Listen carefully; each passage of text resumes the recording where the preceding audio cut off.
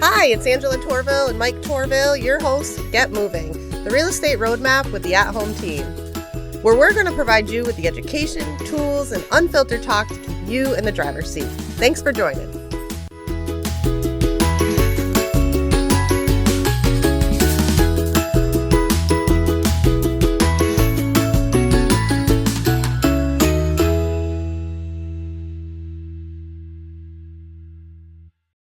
Hi, everybody. Thanks for coming back to Get Moving with Angela Torville, my co-host, and myself, Mike Torville. Today, we have a guest, very good friend, who we wanted to come on for a long time. Frances Rahaim, thanks for coming on. Thank you for having me. You've got quite an array of experiences and backgrounds that I wish I could memorize it all, but I'm going to read a little bit of it because I think it's important. You're really a multi-talented person in so many different ways, and I amazed and impressed because we talk about financial literacy, we talk about financial education, and you talk about your artistry and other areas, which we won't dwell on, but I just want to make it known.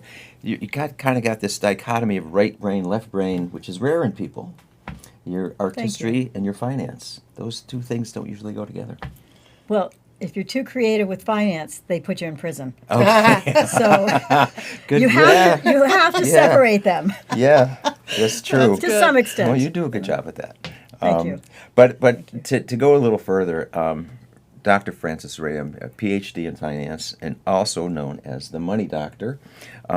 You're a nationally recognized financial expert, author, media host with over 35 years of experience in behavioral finance and consumer debt management. And you're also the creator and founder of Hug Your Money, a platform that empowers individuals and organizations to eliminate debt, build smarter budgets, plan confidently for the future without harming credit or relying on consolidation loans. Very different from credit management services. Yes, right? Very definitely. different. We'll get into that. Yes. Because you blend education, emotional insight, technology, helping reduce user stress because it's a stressful thing going through all that credit management. But you're also the host of a long-running show called Financial Fitness with the Money Doctor. So you've had this podcast you've had for how long now? Well, it's not 35 years. No. That sounded a little scary. Yeah. So how long have I been doing a podcast? I don't know, maybe 10 years, 10 something years, like okay. that. So you've got maybe longer, 15 you maybe. got a few episodes behind you. 15, I think. Yeah, I think 15 total, yeah. But you're 15 also years, not episodes. 15 years, yes. Yeah. Beyond 15 episodes, you're way past that. Yes.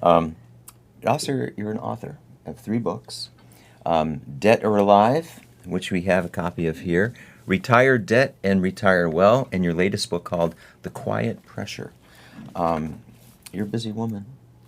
Sounds like it. Yeah, and also, last but not least, huh? I have to mention, because you're a singer in a group called Ask Me Now, a vocalist, and you founded a group about 8 years ago called Ask Me Now. I think so, yeah. I mean, it's been through several iterations, but yes. Between the writing, the singing, and financial consulting.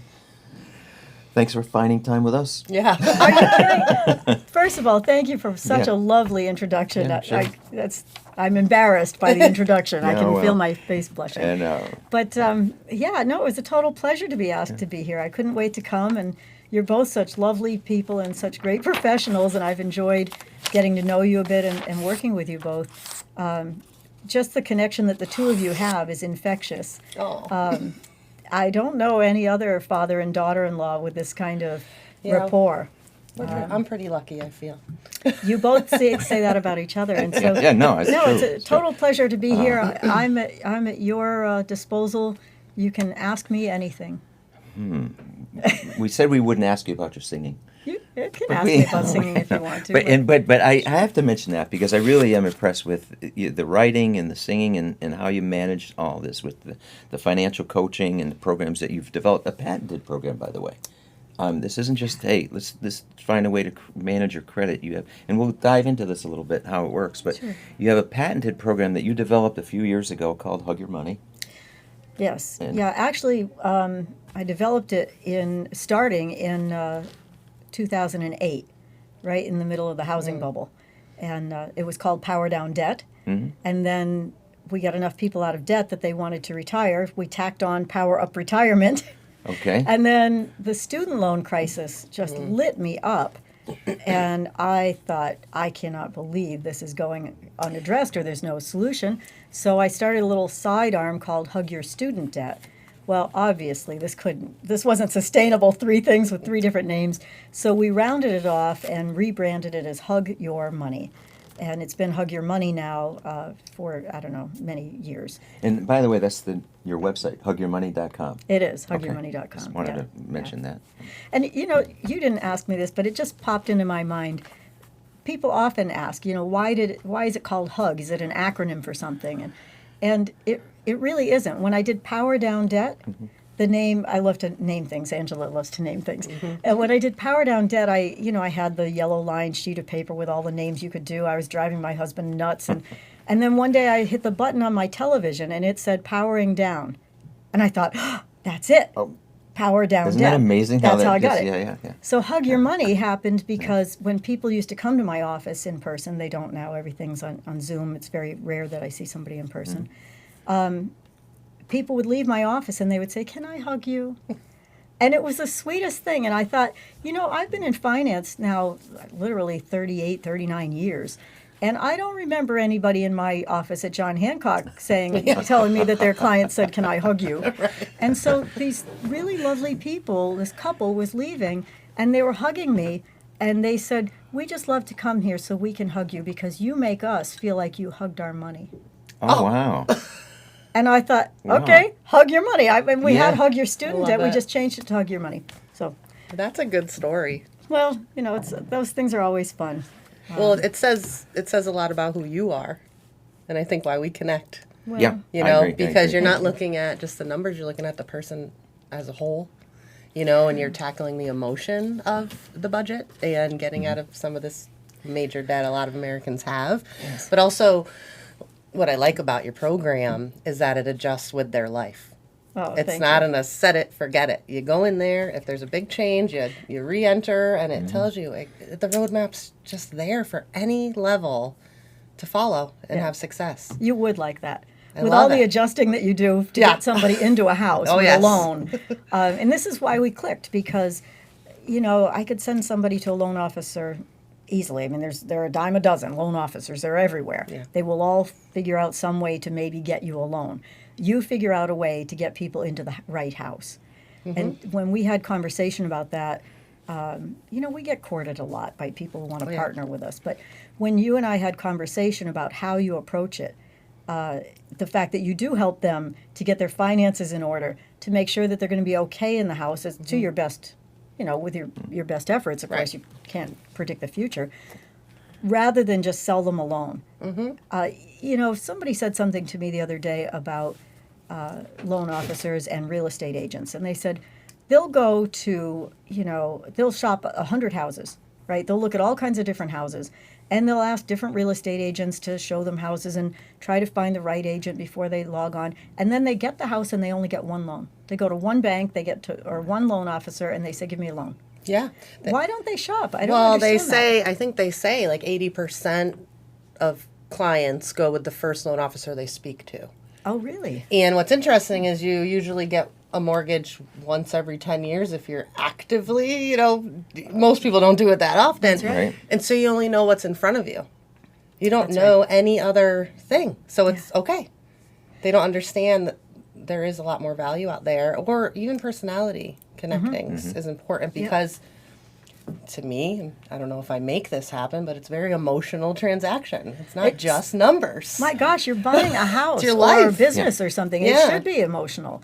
The hard part is to separate the emotion, and so you need some third-party people in a transaction like that, I think, to just kind of be the mirror.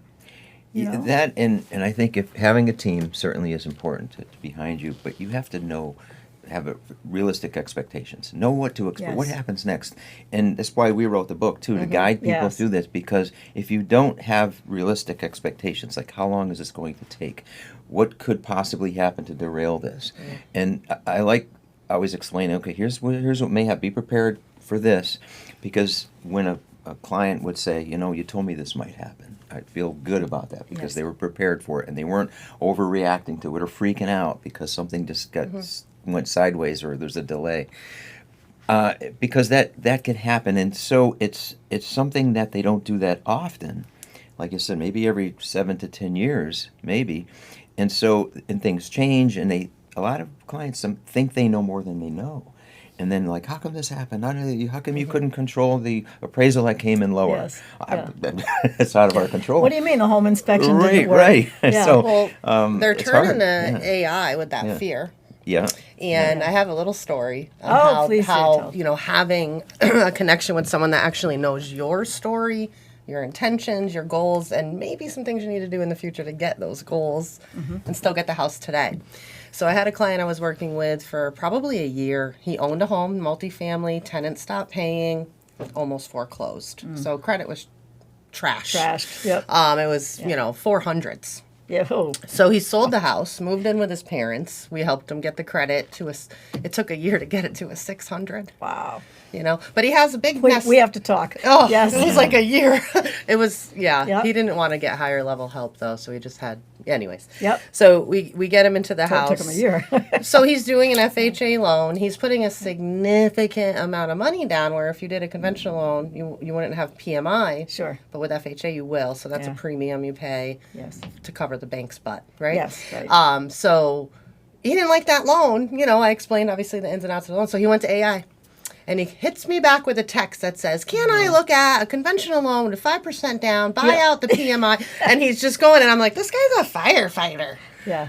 How does he So know? I said, well, those are all great opportunities, Yeah, and yes, yeah, those are things we can do, but you can't do them right now. When you And get a so- 760 credit score, you call me Yeah, back. and we have a we'll talk, plan, right? Yeah. actually. Yeah. So he has a plan, Yeah. and that happens a lot where we're Sure. doing the loan now because they need it.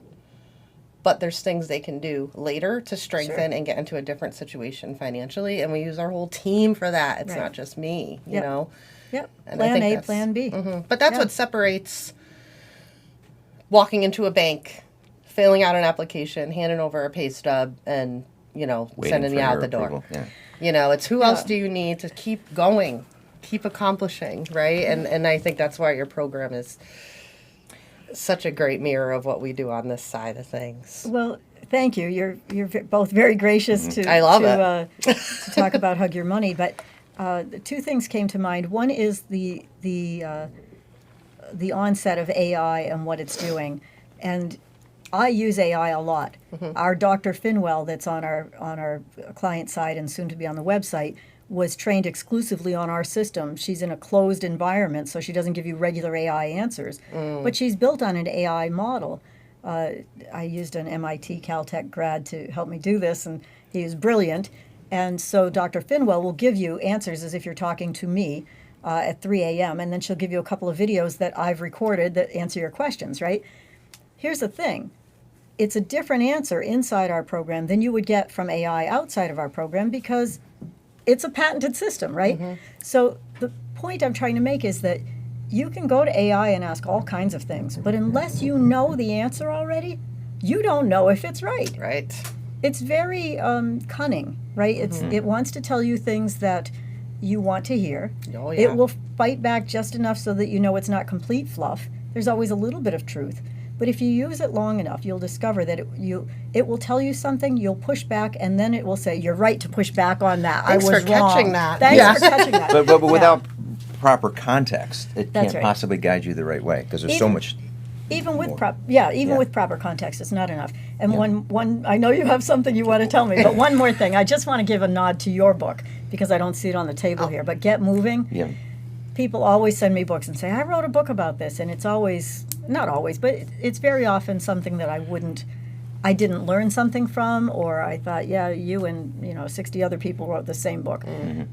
But it isn't just that you wrote this book about lending. It isn't a financial book about lending. It's actually quite terrific and gave a lot of concise but very accurate information in a very accessible way.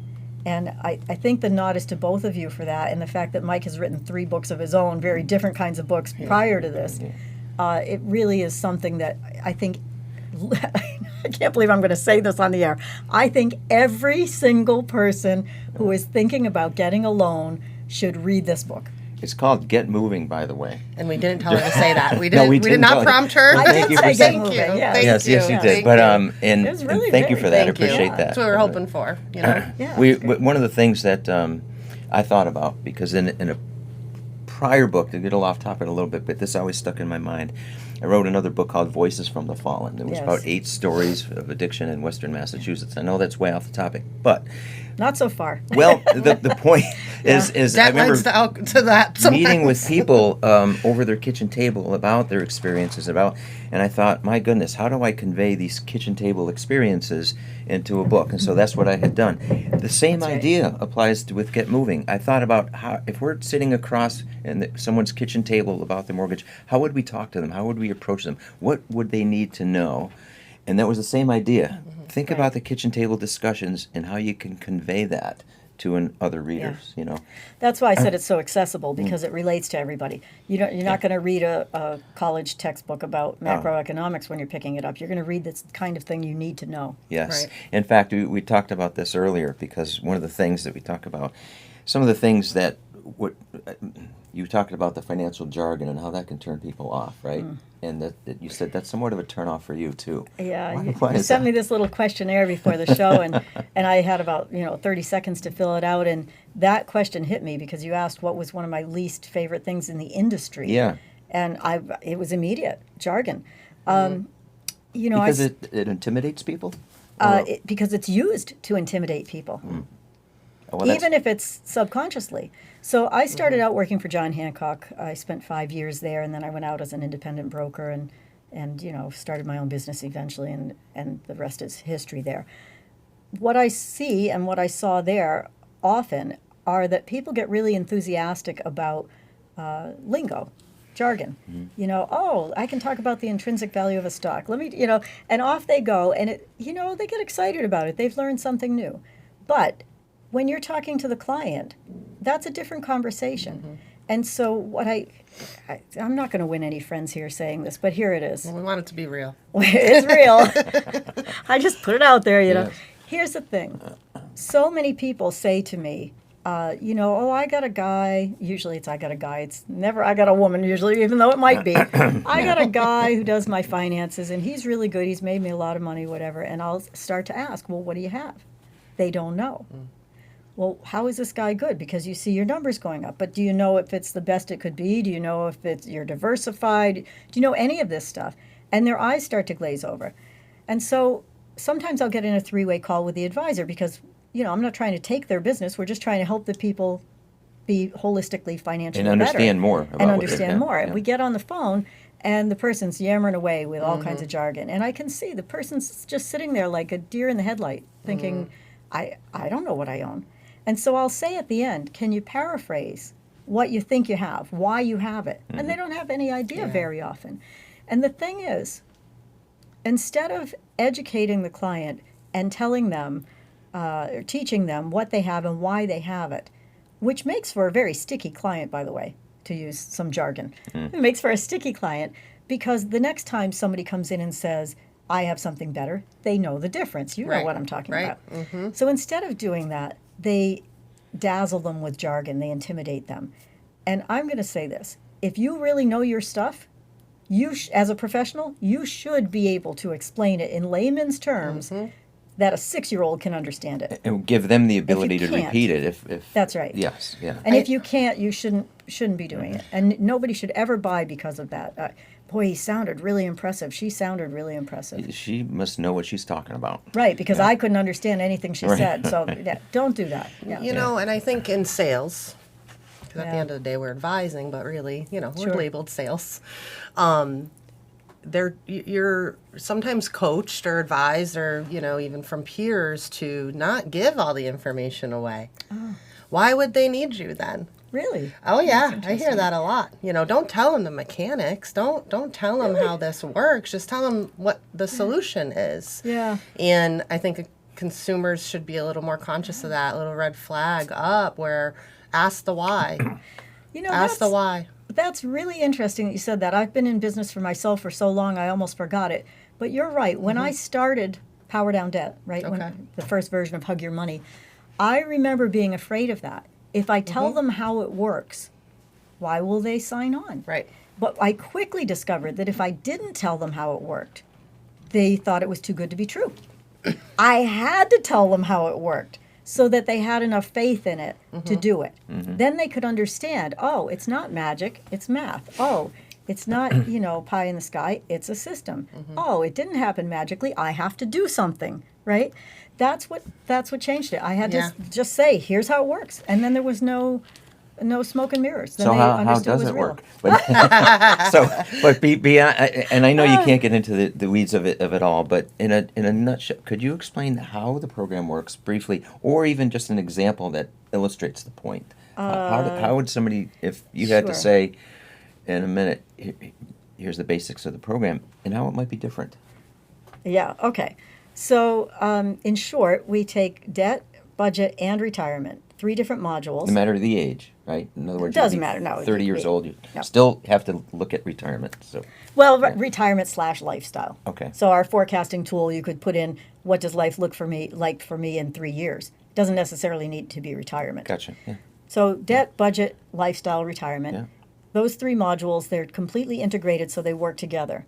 The software is looking for the smartest, fastest solutions for you based on your personal information. So just to give you a quick little snippet, instead of building a budget, we ask you to track reality. So you actually track your real life expenses. I don't care what the bottom line is. If it's ugly, fine. We just want you to track reality, because without that, you're just going to lie to yourself and tell yourself that you'll get by Well, on $400 that's the beginning. for Know where you groceries. stand. Right. It is. Right. Okay. So Yeah. rather than, even though we call it Hug Your Budget, you're tracking expenses, the budget emerges, and then you can finesse it in the little model month that's over there. The Lifestyle Retirement tab is where everything comes together and shows you what will it look like 3 years, 5 years at retirement. Do you have a deficit, a surplus? Are you going to hit the mark? This is all about, will I be okay? But the star of the show is the debt management plan, right? Hug Your Money it works for everybody, whether you have debt or not. But if you have 2 or more debts, that's why we're patented. Our average client is out of debt in 9 years or less, including their mortgage, pays less than 3% on overall interest, and no, we are not getting a loan or refinancing or harming their credit. We coach them through it in the software, and they follow the plan. Because you pay off all your debt quickly, you save a bunch of money in interest. Our average client pays less than 3% overall. You said your average client. I want you to repeat. Average client. Average client. Yeah. This isn't just the 10% top. No, this is all our Average stats client average will pay across off the all board. their debt, including their mortgage, within 9 years. 9 years or less on average, yep.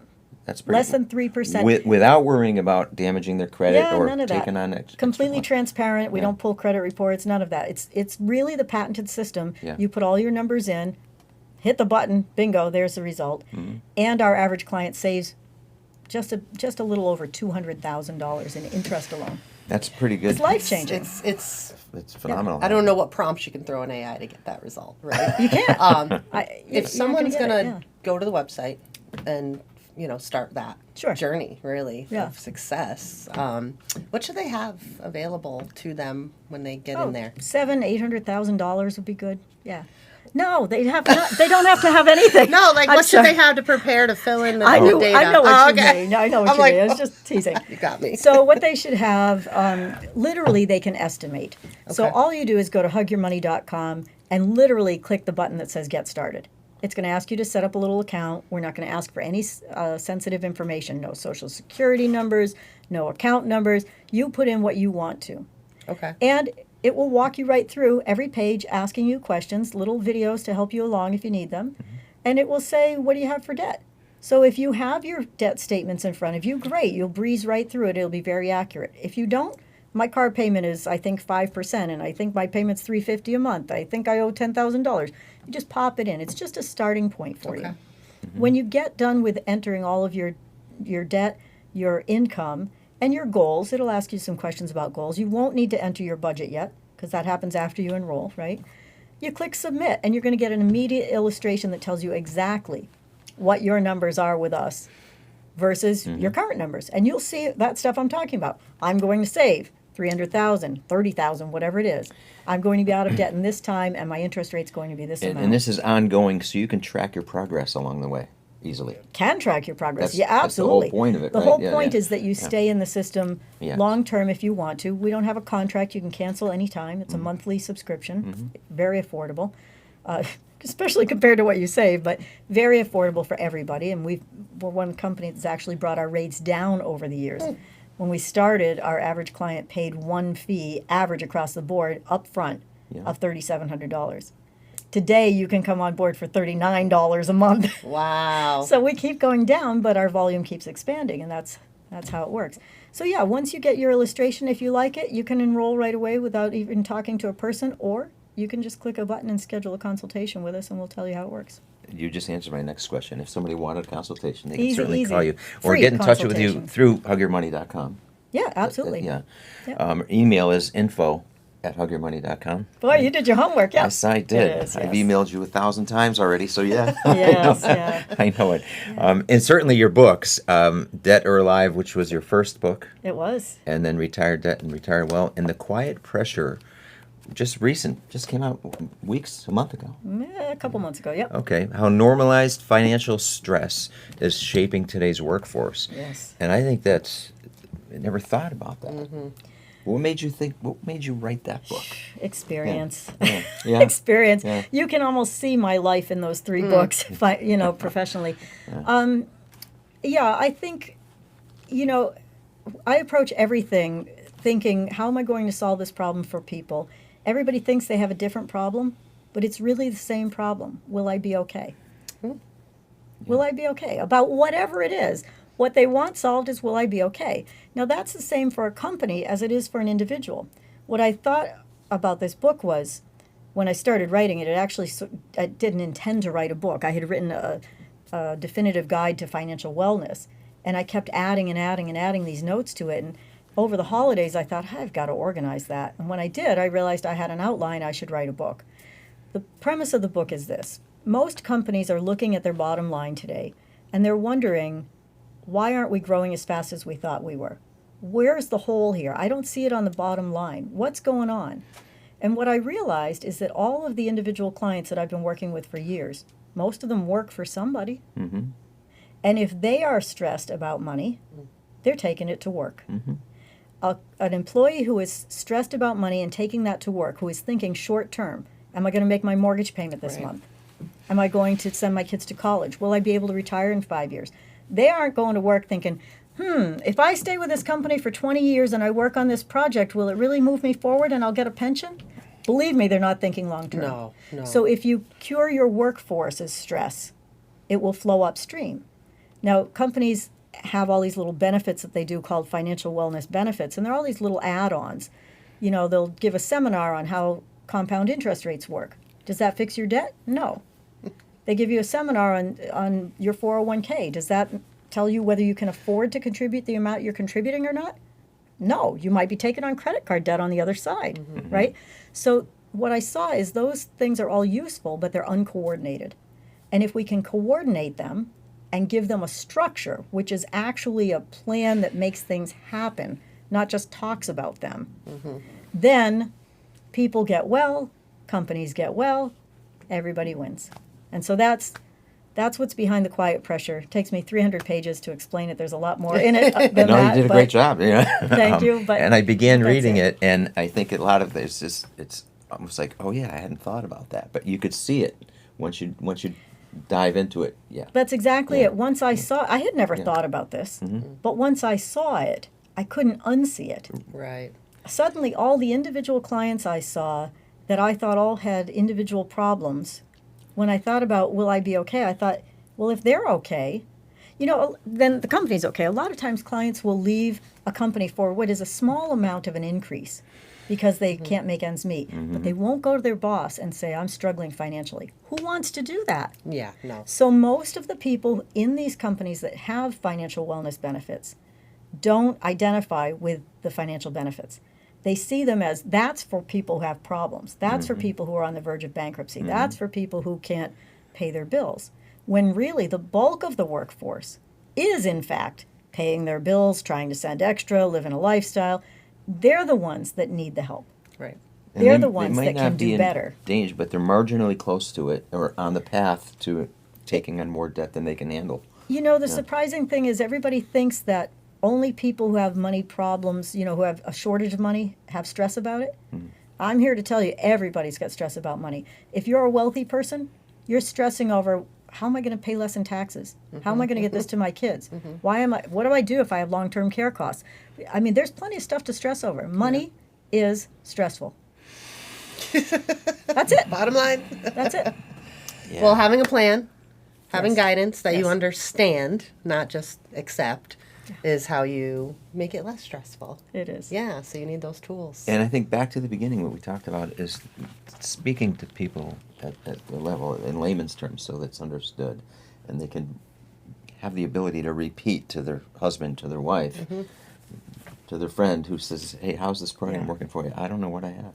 Like you said, this at least, the way you approach it, for any level of financial, you mentioned $700,000-800,000. Yes. But even if they have $7 or $8, it wouldn't matter, right? Yep. You don't have any limits on your clients' assets. No, a lot of times people don't have any assets and they're behind the eight ball. There's a solution for that too. I know we're almost out of time here, but you brought up one quick thing, just a statistic. I found it fascinating when we started looking at all the stats. We keep a liquid stat page on our backside so we can see that in the software. And I found it fascinating that on average, our average client is carrying about $300,000 in debt, including their mortgage. Mm-hmm. They also have about $300,000 in assets. Much of it in a 401k. Yeah. But isn't that fascinating? Mm. Yeah. And so what you don't want them to do is take the money out of the assets and pay off the debt because they're going to get penalized, taxed. Oh, yeah. That money's gone from retirement. Instead, I want them to just make the payments they're already making, no extra money. Just make the payments. Just follow the system. Mm-hmm. Scale your debt down to getting out of debt really quickly and continue to put the money in the retirement. Then that's a double whammy. It's also modifying behavior, too, because people that go into cycles, they'll fix their credit, they'll pay off the debt, and they'll go back in the same behaviors and get... It's true that it's about modifying behavior, but it sounds like that would be difficult to do. We're not saying, look, you can't have latte, you have to change the way you're behaving. It's not that. It just happens organically. When you see positive reinforcement, wow, this is actually going to work. Yeah. I'm actually going to get out of debt. I actually don't have to spend more money. Oh, what a relief. Mm-hmm. Your behavior changes. Mm-hmm. I get people who will tell me, I cut this out, I cut that out, I cut the next thing out, and I have to say to them, stop. You're going to end up binging somewhere. You need a balance. Mm-hmm. Yeah, a live balance. Your life still, so this is just meant to be healthy finances. You must have some examples. If you think of one that where you had somebody come and say, "This will never work. I cannot. I'm a lost cause." And you must have many of those. Lots of people think. I mean, lots of people think, "Oh, I'll call about it," but. I don't see how I'm going to do it. I can't make my payments now. Right. Or how am I going to pay this off if I don't have any extra money? That doesn't make sense. And I just say, just click the button, see the thing, talk to me. I'll explain how it works. And when you understand how it works, you'll know why. Mm-hmm. You know, all we're doing is reversing what corporate America has been doing to you. Right. And putting the ball in your court. Love that. That's great. And it's an easy program to use. I mean, it's not that complicated. It's complicated behind the scenes. We're behind the scenes here. It's what elegant solutions are, right? Yes, but from a user's point of view, easy. It's not intimidating, and it's very easy to use. Easy peasy. Well, if you're listening today, and you are wondering how you're going to get out of that debt, or budget, or save for retirement, or all the things most Americans are worried about right now. Honestly, we're all on a real tight string. I don't care who you are and where you are. Visit hugyourmoney.com, plug in the money, plug in the numbers, and get the analysis, and then take it further, and you'll get there. Yeah. Thank you. Yeah, that's great. Well, thanks for coming on. Yeah. Thank you for having me. Yes. Yeah. And I love your books, and I haven't finished this one yet, but we'll get there. Good summer reading. You're stuck in part 7. So, thank you, Doctor. You know what? It's a good time to read a financial book 6 months before Christmas hits. Yeah. Get your head in the right spot. Well, and they're like yours. The Dead or Alive and Retire Debt and Retire Well are stories, they're stories juxtaposed with advice. So one story, one piece of advice. So you won't feel alone. And also, too, we mentioned it a little bit, but financial fitness with the Money Doctor. How do people find it? YouTube, public access television, I don't know, Facebook, LinkedIn. We're all over the place. Okay. Look TikTok. up TikTok, Financial Fitness with the Money Doctor. Frances Rahaim, thanks for coming on. Thank you You're for having a me. good friend, and we're so glad that we connected so long ago. Yes. It's my pleasure. All right. Thank you both. Thanks. All right. See y'all soon. Thanks for coming.